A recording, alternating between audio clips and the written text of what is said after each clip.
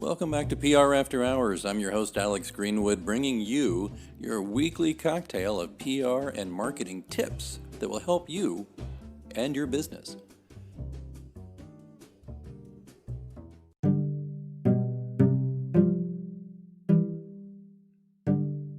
Stick around, we'll get started right after these messages.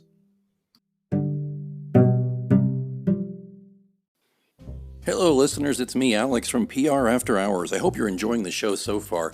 And I wanted to talk to you just for a moment about the way I get this show right into your earbuds every week. It's because I use Anchor FM. Now, I've told you previously that I've been podcasting since 2006, back when we used stone knives and bear skins and a couple of Dixie cups and string. Anchor FM has really streamlined this and made it simpler for people who don't know the first thing about setting up a podcast or don't have, time to learn all the pro tools and stuff, because it's all right here. First thing it's important to know is it's free. There are certain tools that will allow you to record and edit your podcast right from your phone or computer.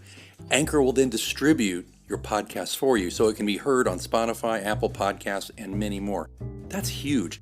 Distribution is a big pain in the butt, to be honest with you, so it's really great Anchor FM can do that for you, and you're not paying hosting fees. That adds up every month. It's everything you need to make a podcast all in one place, so download the free Anchor app or go to Anchor FM to get started, and be sure to join me in the virtual cocktail lounge on PR After Hours. There's an old song by The Who, and I won't sing it for you because, I don't have that level of awesomeness with me today to outdo Roger Daltrey, but it's like, who are you, right? Well, it's a question I think that all businesses should ask themselves.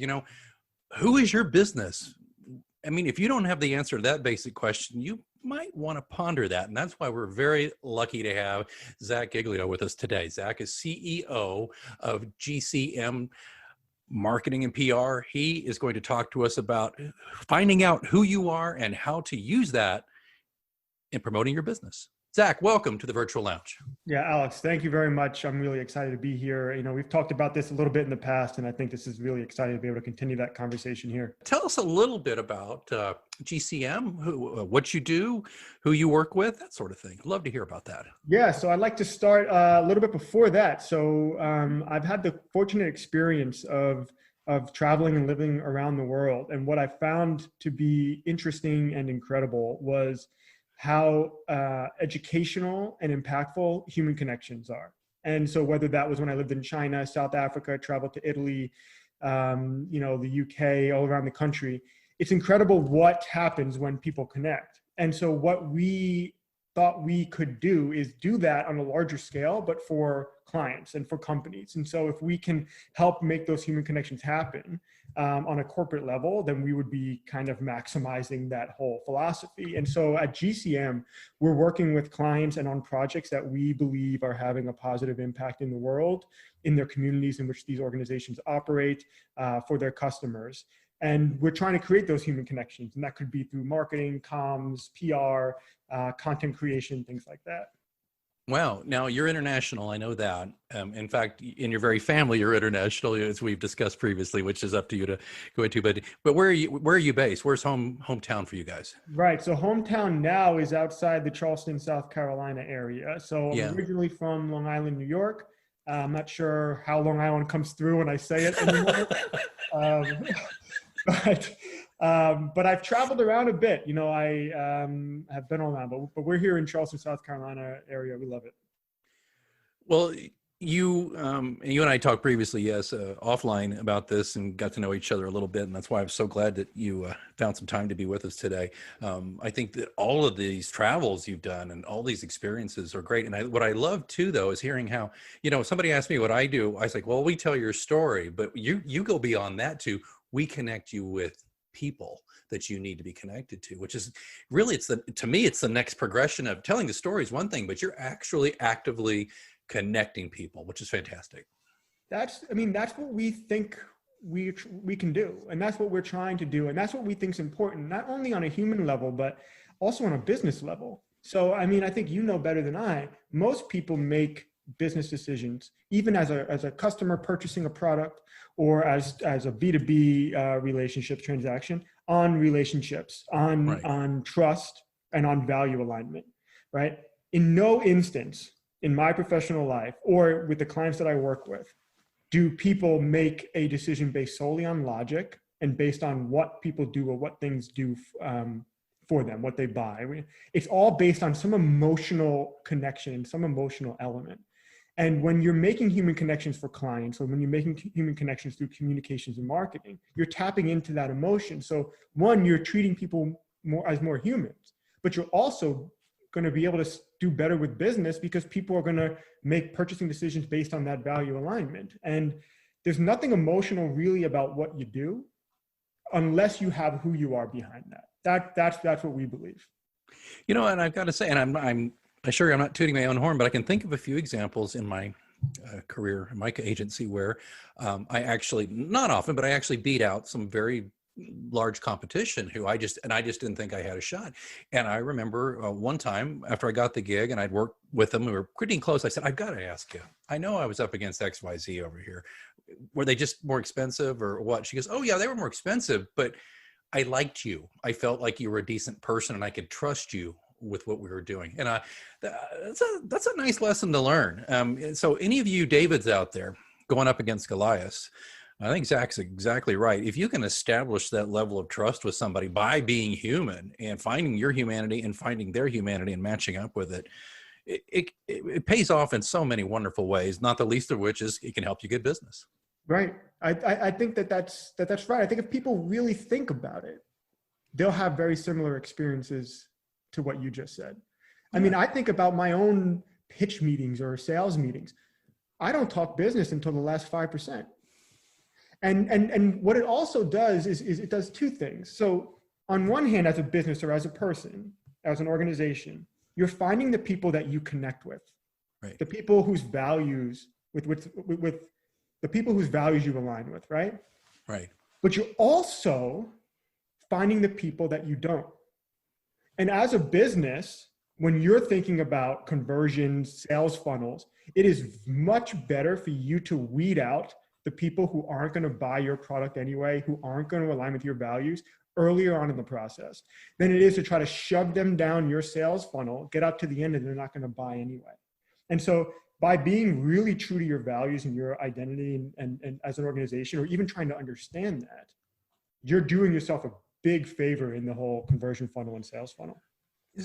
Okay, I want to make sure I heard you correctly, Zach. So when you go in, and by the way, again, you and I sat down about a month ago and talked, and I found the same thing with you, by the way, because we both have a similar communication style. We're just human first. We're just, I took Sandler sales training, where you learn about some people do not like that. There's a certain type of person, nothing wrong with them. That's just how they communicate on a level where they don't want your chit chat. They don't want to have the thing where you and I are just looking for warmth and looking for ways to engage. Right. So let me ask you then, I'll put you on the spot here.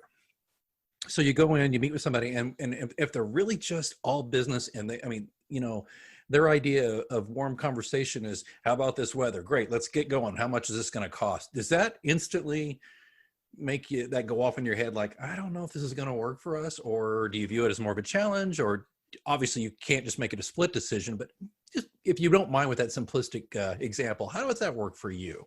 Yeah, no, it's a great question. And like I said, I'm from New York. So people who get right to the chase, right. That's my language. Right. But I don't think that I've never had a conversation like that resulted in an immediate working relationship, right? That's how it's fine to start there. Yeah. But I always want to get to a place where I'm learning a lot more about who that person is or who that organization is and what they're trying to do and who they're trying to be. So I'm all about saying, let's start at what we can do together and see if that's a good fit. If that's a good fit, let's take it to the next level, Right. And so I don't think you have to be, at least in my experience, I don't think you have to be rigid in the structure of the conversation or the structure of your relationship. I think you can be open and also amenable to other people's styles. And by somebody cutting to the chase, if that's who they are, I like to know that about them because it'll tell me a lot about how we're going to work together. And it's not a turnoff for me, but if it's a turnoff for you or for someone else, that's good too. Then this isn't going to be a good fit. And maybe we'll get the business now in this month. but they're not going to be happy 3 months down the road if it's not a good fit. It's going to reflect bad on your business, and you're going to have wasted time on a client that's not going to stick around. Oh, okay, that's very good. I like that. Yeah, because I'm the same way. I mean, I tend to try to suit the person, particularly a client prospect who I'm speaking with. And if they're all business, I'll make the polite, just hello, how are you? Oh, very good. So glad. Thanks to Jessica for connecting us. Great. Well, here's what we can do for you and get to it. I think the areas where I get a little stagnant though is because particularly when I go back to what I try to do for clients, which is tell their story. Sometimes it's difficult to pull that story out of some people, they're just like, we do accounting, get on with it, so, Right. No, so that's, yeah, it's a great question. No, I mean, it's a great point. And so, some of my clients have been way more business oriented, traditionally drier organizations, like information technology, right? And just back end, like fiber optic cables in the ground. Now, how do you pull out some beautiful story there? And so those challenges are real. And I'll say two things to that. But primarily, maybe start even a little bit earlier, primarily is this idea of an organization understanding who they are to begin with. Yeah. And so I think a struggle that you might have, and I know that I have, is that when we're trying to tell those compelling stories, we want to understand from who is it coming from, right? But it's very difficult if the organization that you're working with doesn't quite understand that, or if it's very disjointed. And I'll tell you an experience that you will not find surprising. Okay. So I've done an exercise, whether it was working for, Edelman in South Africa with Samsung, or working in my own capacity in our own business with a startup or a big national or international company. It really doesn't matter. You sit down, 10 people in a room. I think it's a good idea to have people of all levels, high seniority, CEOs, CXO, whatever, down to mid-level management, sales, bring in as a diverse group as you can. And give them a piece of paper and a pen and ask them two very simple questions. One, who is your business? Answer that in 2 sentences or less. Oh. And after that, what do you do? Now guess the type of answers you get back. Oh, wait a minute. Well, first of all, I think some people are going to be confused. They're going to assume that the answers to both questions is the same. Right. So that's one. That's one. So they'll say, who is your business? And they'll be writing, what they do. Right. And then I'll say, and what do you do? And they'll say, I already answered that. So that's one thing. But another thing is the answers are not only different, they're in different industries.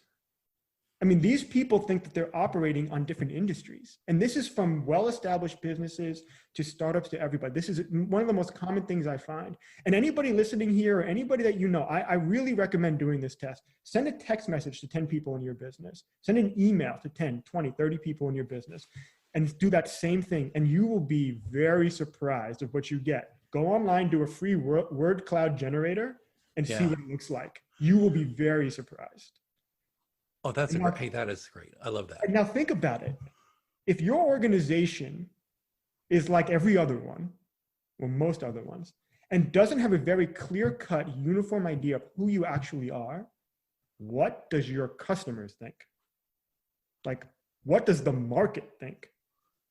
Because now you have 10 people are telling wildly different stories to your partners and to your customers. And so if you start at the identity, if you start at the beginning, all of your other processes become way more cohesive. And better than I, as a communicator, you need to be consistent in your message, and you need to be very, very repetitious. And that's an aligner. Yeah, that's so perfect. So I love this. So let's say you're in on that. So you ask these questions. But so is that when your team is getting to know a new client, is that something though that is that the first thing out of the box when you're hired? Is like, okay, we've got to really understand who they are, and then if they don't seem to know, we got to pull that out of them and get to an agreement on who they are before you can do anything else, even if they're in a hurry to get something done. Is that something you just insist you've got to do? It's something that I always recommend, and it's something that almost never happens in the beginning. Because usually when I work with a client, they think that this is a silly exercise. Yeah. They think they got it. We've been around 30 years. Surely we know who we are.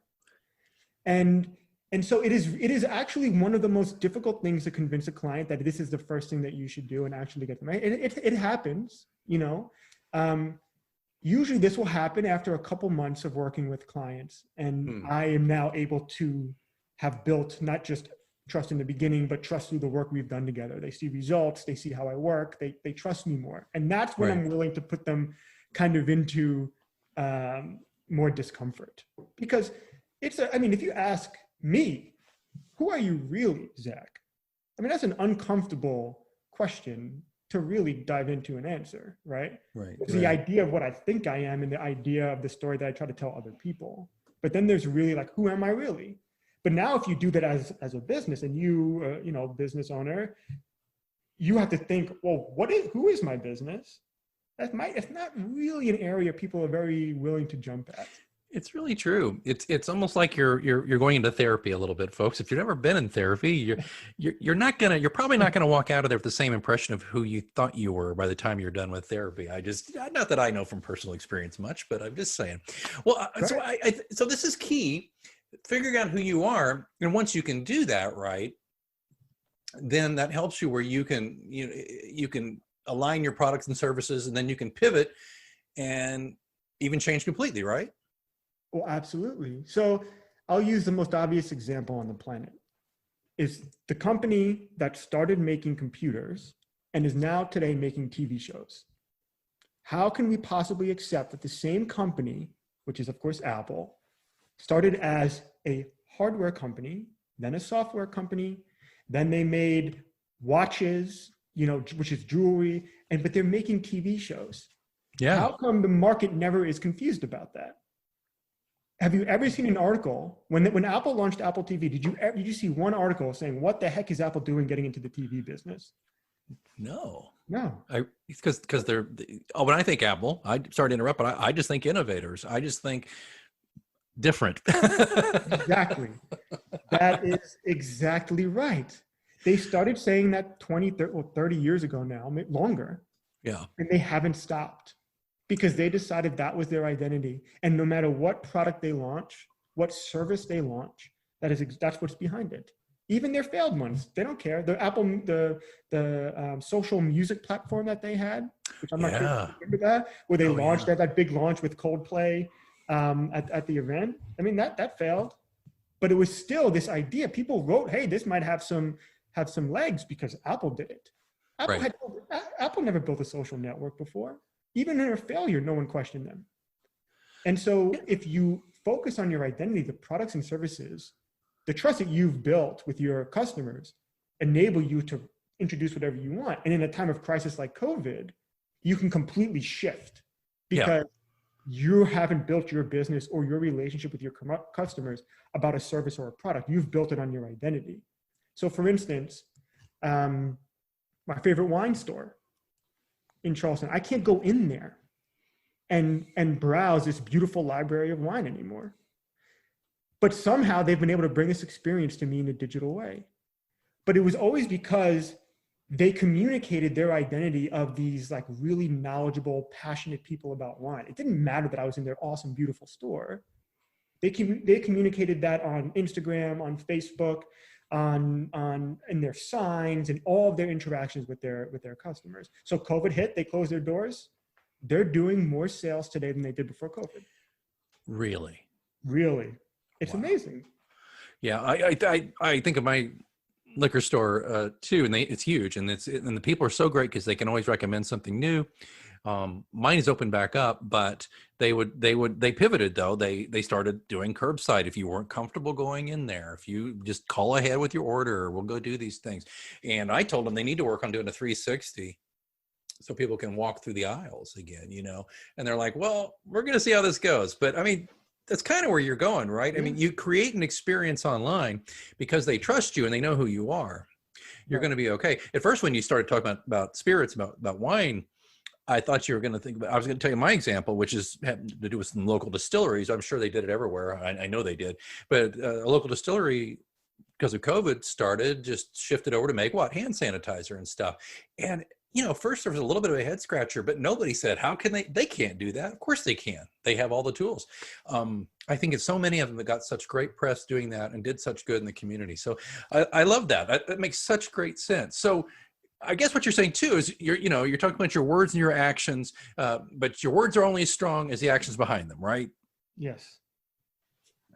Yes. Well, your actions are only as strong as your words are only as strong as the action behind them. So it's one thing to say something. It's another thing to actually do it. Right. And, I'm sure you've had a client come by and say something like, in a crisis or in a situation, wouldn't it be nice if we said this? And then you say, well, are you doing it? And they say, well, and that's just a way to say it's important to be genuine. Yeah. And particularly nowadays, I mean, it's very hard to get away with kind of telling a story that isn't aligned with the identity actually of your organization or who you actually are. And, if you read these articles, a lot of people are getting upset. Now, how long is this really going to last? How long are people going to have the capacity to keep up with what's going on with all these corporations and stuff? But people are now more than ever, and I think you know this probably better than anyone, people now more than ever are expecting leadership in organizations to have a value alignment with them. Yeah. It's almost an absurd thought, right? Yeah. I mean, like, why should the CEO of Apple align with any of the values that I have? But for some reason, it's important. That's totally true. That's totally true. And I think other PR professionals listening, and if you're not a PR professional, I'm sure this is still beneficial to you, but I think all PR professionals should really take a hard look at your customer relationships and making sure and asking yourself, are you serving that customer as effectively as possible if you're not making certain their alignments are there? Are you maybe letting things squeak by that could bite them in the rear end later in a crisis situation? Zach, thank you. Because I was telling Zach offline, I just did a 90-minute webinar on crisis this morning, and I've just got crisis on the brain as usual. But I thought of that, and one of those primary things I kept saying to people is, to survive a crisis, you need to be as transparent as possible. You need to be as credible as possible, and you need to be human. And part of being human is living up to, being who you say you are, and not trying to put on a big front and just kind of PR your way out of everything. Zach, I use a little clip from the movie Michael Clayton in my talk, and it's George Clooney, who's like a fixer, and he says, I'm just the janitor. The smaller the mess you give me to clean up, the better off you are. And that's what PR people can be, and especially in a crisis situation, right? And I guess I'm just kind of threading that needle one more second here. Don't make your PR people, folks, if you're hiring PR people, and PR people, don't be this person. Don't be the janitor. And if you are the janitor, make sure it's something you can wipe up with a paper towel, not something that needs a hazmat situation, Sorry to bring out that tortured metaphor, but you really reminded me that aligning customers with their values of who they are and who they say they are is not just a nice to have, it's crucial. No, that's right. And ideally, to take that metaphor one step further, ideally, the PR people are handing the client the towel to clean up their little mess. Nice. We're just guiding them, right? Like, we're not really there to clean up your mess. And to any business or organization that hires a PR person that can say, I'll clean up your mess and you don't have to change a thing, beware. Beware.